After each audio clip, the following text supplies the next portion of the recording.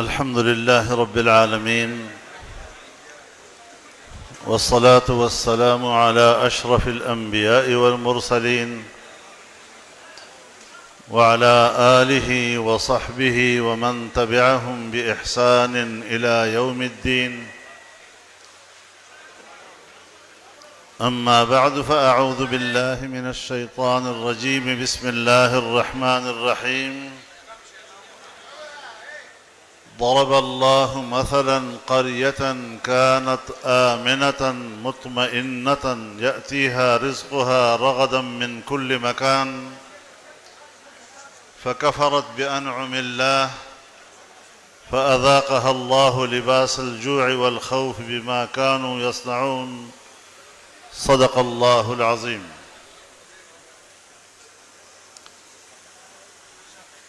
جناب صدر محترم، اسٹیج پر موجود میرے انتہائی محترم جناب حاجی الیاس بلور صاحب، جناب حاجی غلام علی صاحب، پرویز خٹک صاحب، صوبے کے اور صوبے کے تمام اضلاع کے چیمبرز کے نمائندگان جو آج یہاں تشریف لائے ہیں، میں دل کی گہرائیوں سے آپ کی اس تشریف آوری کو قدر کی نگاہ سے دیکھتا ہوں۔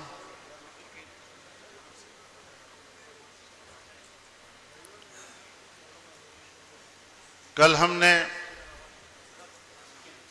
مردان میں کسان کنونشن منعقد کیا تھا۔ میں نے وہاں کسانوں کے کنونشن سے خطاب کیا، اور آج یہاں تاجر کنونشن، جس میں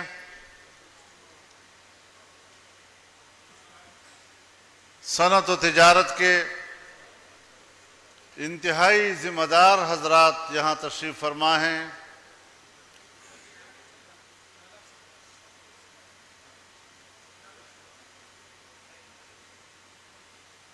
جمعیت علماء اسلام زندگی کے ہر شعبے سے وابستہ لوگوں کی بات کرتی ہے۔ اس حوالے سے آپ سے رابطہ کرنا، ملکی معیشت کے حوالے سے اپنی آواز کو مربوط کرنا،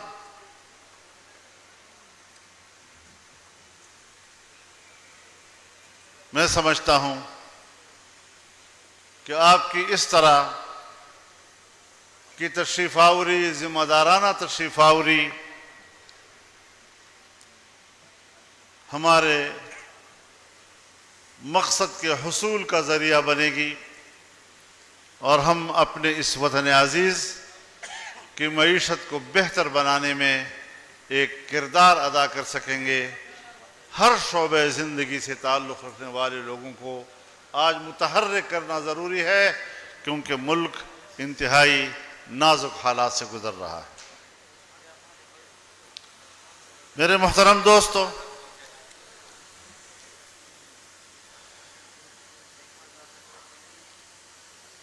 ملک کی معروضی معیشت، اس میں تاجر طبقے کا کردار، تاجر طبقے کے مسائل، تاجر طبقے کی مشکلات اور اس کی جزیات پر تو آپ مجھ سے بہتر جانتے ہیں۔ میں نے آپ کو کیا سکھانا ہے؟ میں تو خود آپ سے کچھ سیکھنے کے لیے آتا ہوں. لیکن قرآن و حدیث کے ایک طالب علم کی حیثیت سے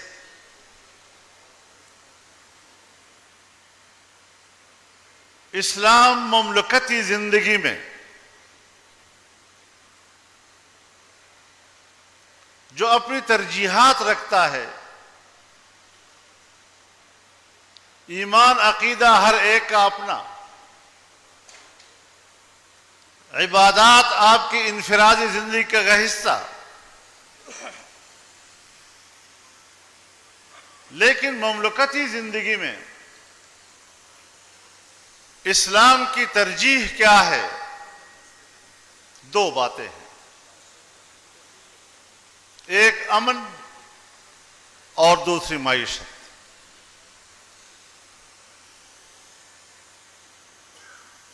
امن 3 حروف کا ایک چھوٹا سا لفظ ہے، لیکن یہ تمام تر انسانی حقوق کو محیط ہے. تمام انسانی حقوق کا احاطہ کرتا ہے، اور انسانی حق 3 چیزوں کے گرد گھومتا ہے: جان کا حق، مال کا حق اور عزت و آبرو کا حق. پوری دنیا میں جب قانون سازی ہوتی ہے تو ان 3 چیزوں کے گرد آپ کی پوری قانون سازی گھومتی ہے. کسی کی جان کا تحفظ کیسے کرنا ہے، کسی کے مال کا تحفظ کیسے کرنا ہے، کسی کے عزت و آبرو کا تحفظ کیسے کرنا ہے، اور اگر کوئی کسی کے حق کو مارے تو پھر اس کے حق کی تلافی کیسے کی جائے، اس پر ساری قانون سازی ہوا کرتی ہے.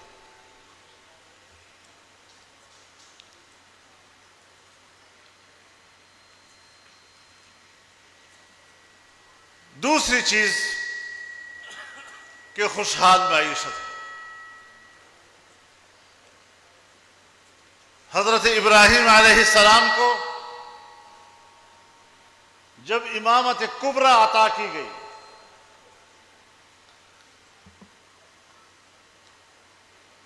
وَإِذِ ابْتَلَىٰ إِبْرَاهِيمَ رَبُّهُ بِكَلِمَاتٍ فَأَتَمَّهُنَّ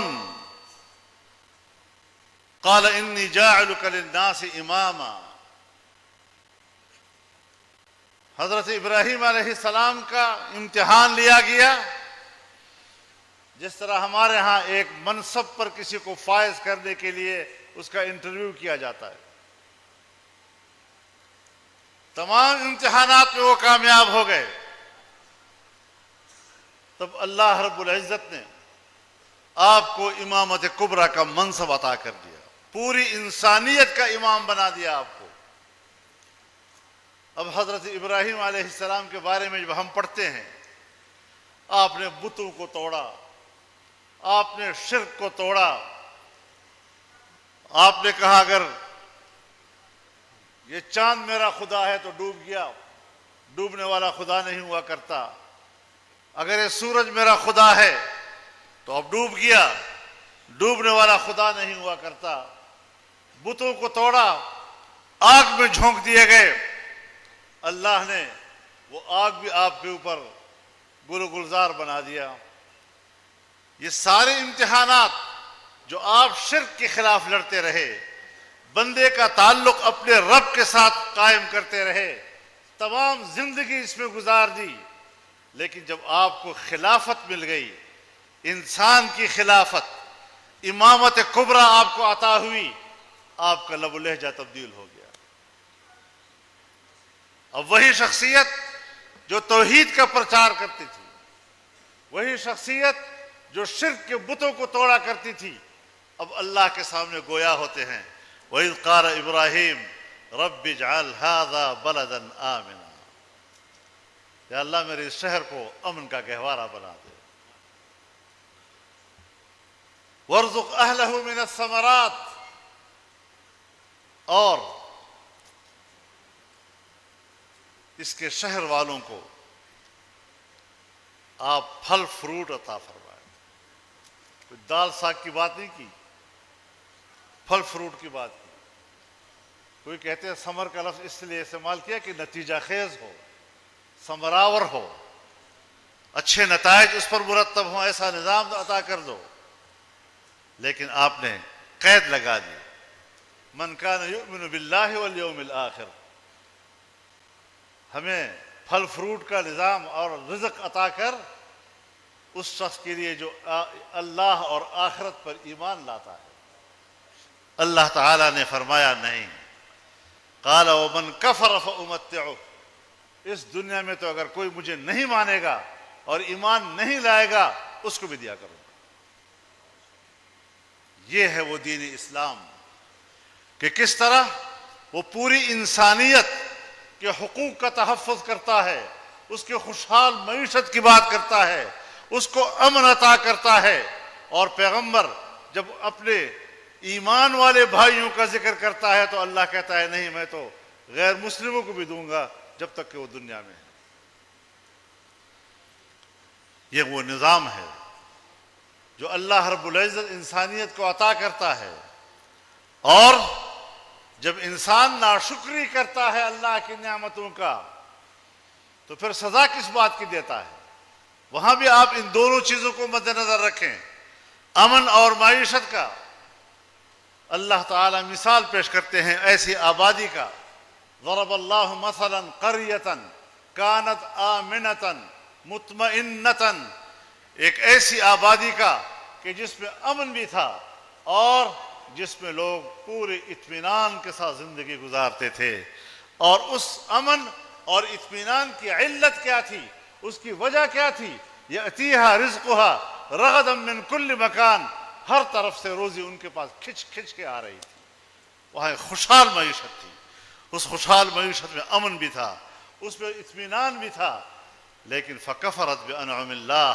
جب اس بستی والوں نے اللہ کی ان نعمتوں کا انکار کیا، کفران نعمت کیا، تو پھر اللہ نے جو سزا دی وہ دو باتوں کی دی. ایک بھوک کی سزا اور ایک بدامنی کی سزا. فَأَذَاقَهَا اللَّهُ لِبَاسَ الْجُوعِ وَالْخَوْفِ. ذرا اپنے حالات دیکھ لیجئے نا، اپنے وطن پہ ذرا نظر ڈال لیجئے. ہمارے اس وطن میں کیا امن ہے؟ کیا ہمارے ملک میں معیشت ہے؟ جس لا الہ الا اللہ کے نعرے پر ہم نے یہ وطن عزیز بنایا، بر صغیر کے مسلمانوں کو جس کلمے کے نام پر ہم نے دعوت دی، ہم نے 75 سال 76 سال اور اس وقت ہم 77 سال پورے کر رہے ہیں، ہم نے لا الہ الا اللہ کے ساتھ دغا کی ہے، بغاوت کی. تو اللہ تو موجود ہے کہ میرے نعرے پر، میرے نام پر تم انسانیت کو دھوکے دیتے ہو، پھر خوشحالی کہاں سے آئے گی؟ اللہ سے ہم بغاوت بھی کریں تو اللہ نے تو بتا دیا. اس بستی کی مثال بھی آپ کو دے دی کہ امن بھی تھا، معیشت بھی تھا، اطمینان بھی تھا، سکون بھی تھا. لیکن جب کفران نعمت کیا تو پھر سزا بھی دے دی. اور وہ کیا؟ بھوک کی سزا، بدامنی کی سزا. آج ہم وہی چیز رو رہے ہیں.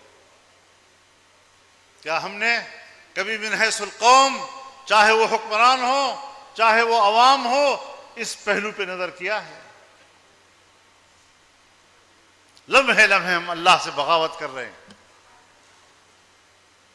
کبھی ہم کسی کو ذمہ دار قرار دیتے ہیں، کبھی ہم کسی کو ذمہ دار قرار دیتے ہیں.